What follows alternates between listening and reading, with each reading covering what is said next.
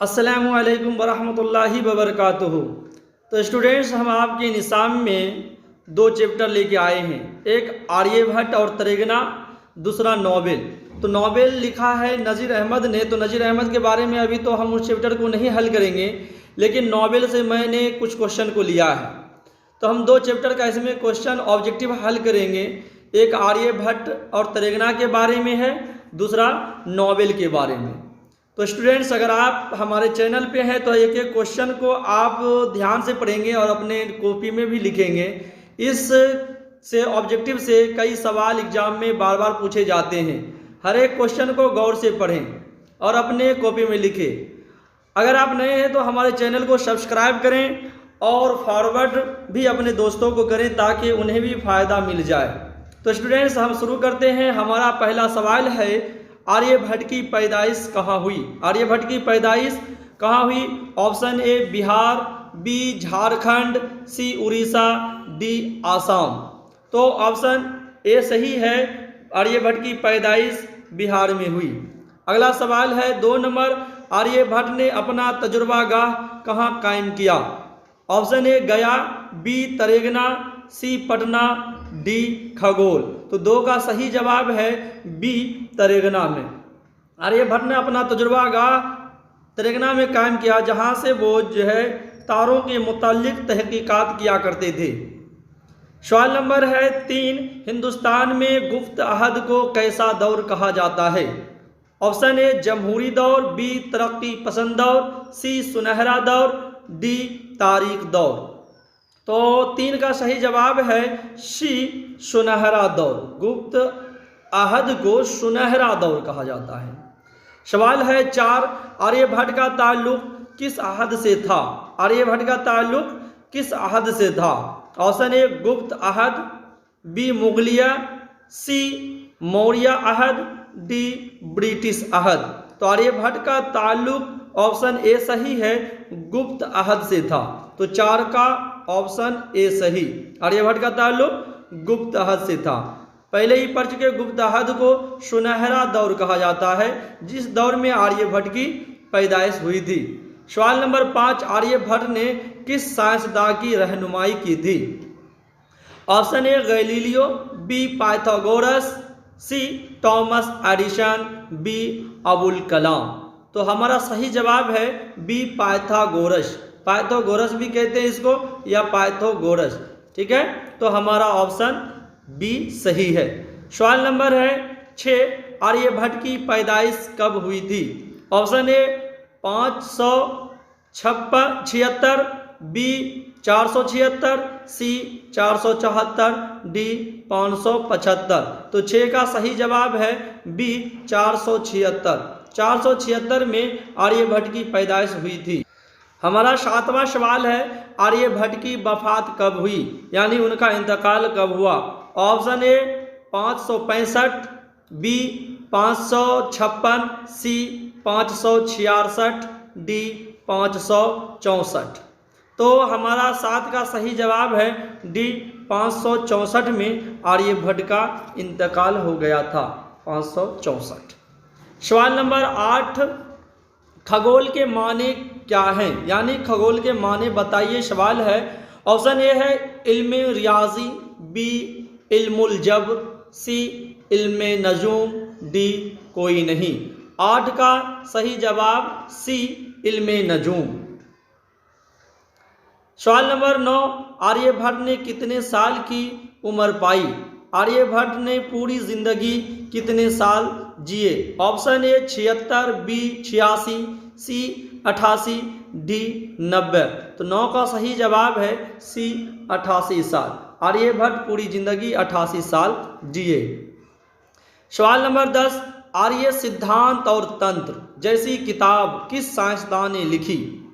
Option A Pythagoras, B Abdul Kalam, C Aryabhatta, D Edison. तो इसका सही जवाब है सी आर्यभट्ट ने। आर्यभट्ट ने ही आर्य सिद्धांत और तंत्र नाम से एक किताब लिखी, जिससे पता लगाया गया कि 2009 में होने वाले सूरज ग्रहण के बारे में। सवाल नंबर 11, किस साइंसदान ने सबसे पहले यह साबित किया कि ज़मीन गोल है? Option A Aryabhatta, B Pythagoras, C Abdul Kalam, D Edison.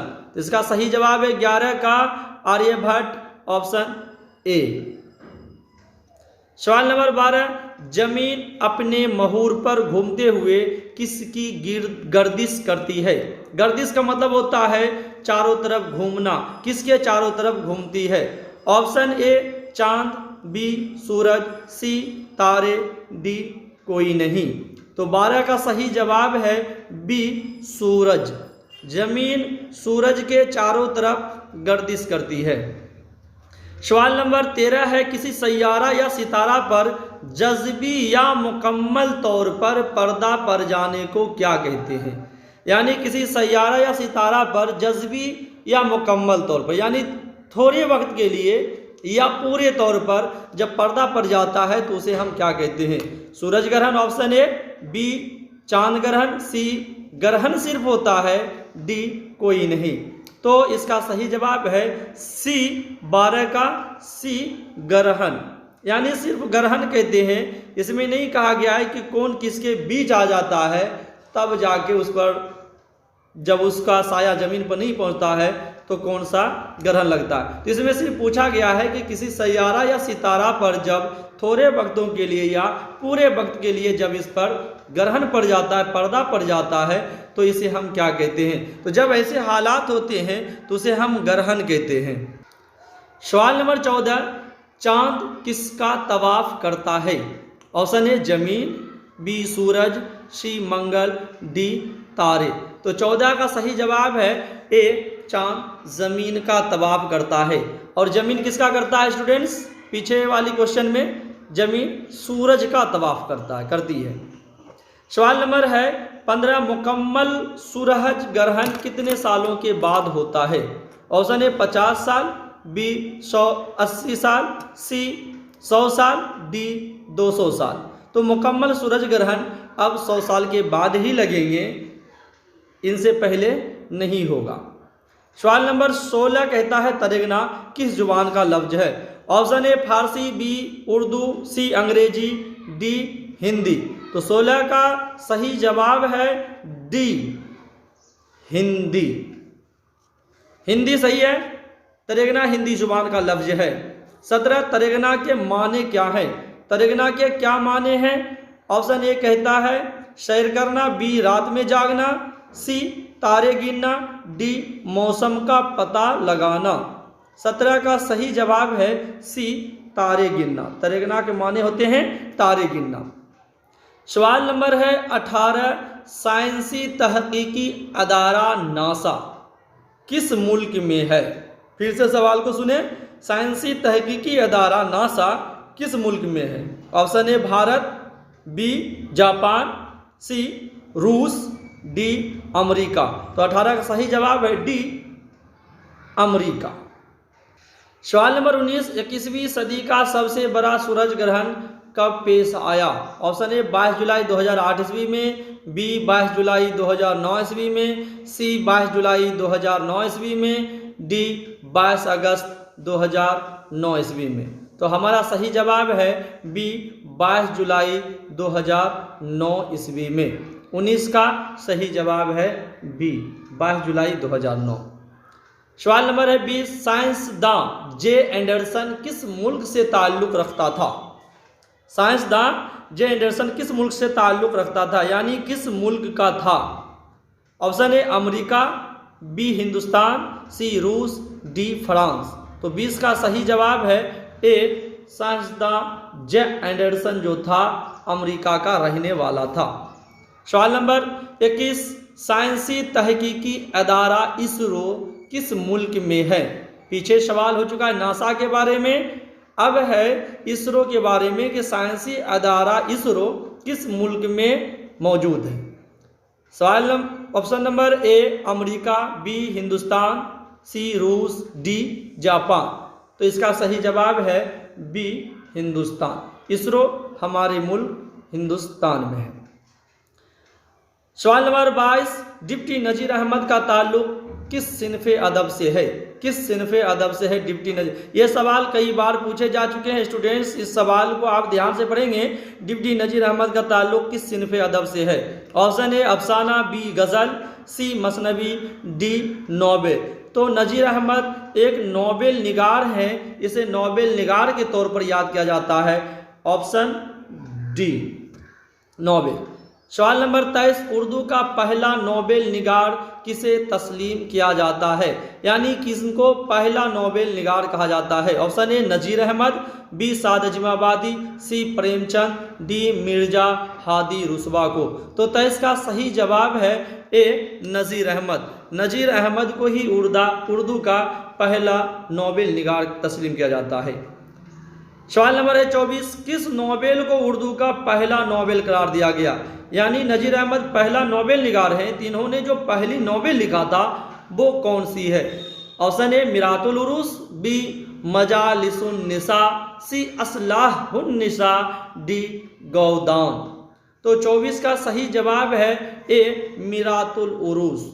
मिरातुल उरूस इसकी पहली गज़ल है पहला नोबेल है जिसे उर्दू का पहला नोबेल भी करार दिया जाता है। सवाल नंबर 25, नज़ीर अहमद ने कितने नोबेल लिखे? Option A 4, B 5, C 6, D 7। तो 25 का सही जवाब है सी, नज़ीर अहमद ने 6 नोबेल लिखे। सवाल 26, सूरतुल ख़याल नोबेल किसने लिखा? ए सादजिमाबादी, बी नज़ीर अहमद, सी हाली, डी प्रेमचंद। तो 26 का सही जवाब है ए सादजिमाबादी ने सूरतुल ख़याल नोबेल लिखा। सवाल नंबर 27, नोबेल उमराव जान के मुसन्निफ कौन है? यानी उमराव जान नोबेल किसने लिखा? Option A Nazir Ahmad, B Hali, C Mirza Hadi Ruswa, D Premchand. तो 27 का सही जवाब है सी मिर्जा हादी रुस्वा। तो नोबेल उमराव जान मिर्जा हादी रुस्वा की है। सवाल नंबर 28 कहता है कि नोबेल गौदान और मैदान अमल के मुसन्निफ कौन है? यानी 2 नोबेल इसमें आए हैं, गौदान और मैदान अमल।